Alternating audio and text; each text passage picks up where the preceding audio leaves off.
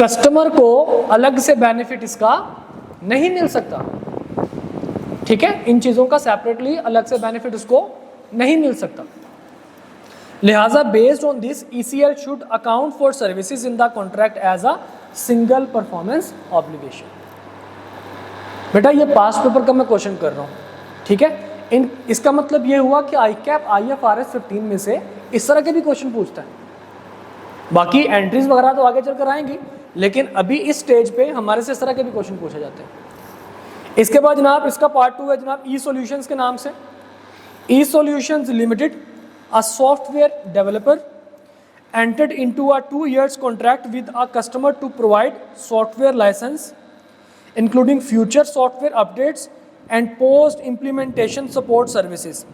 The software license would remain functional even if the update and post implementation support services are discontinued. Same ऐसा ही है जैसे हमने ऊपर IFRS की example देखी थी। तो एक चीज़ तो हमें ये भी समझ आया कि स्टैंडर्ड की दी हुई एग्जाम्पल्स ICAP अपने पेपर में भी इस्तेमाल कर सकता है, ठीक है। तो यहाँ पे उसने कहा जनाब अलग से आप उसको यूज़ कर सकते हैं। तो क्या हम उनको कंबाइन कर दें?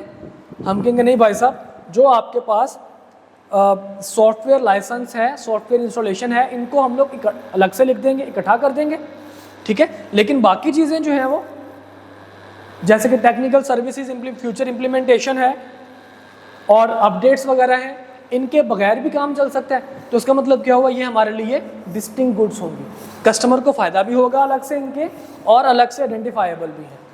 तो इस वजह से ये सिंगल ऑब्लिगेशन के तौर पर कंसीडर नहीं की जा सकती। देखिए, transfer of software licence, software update and support services are distinct.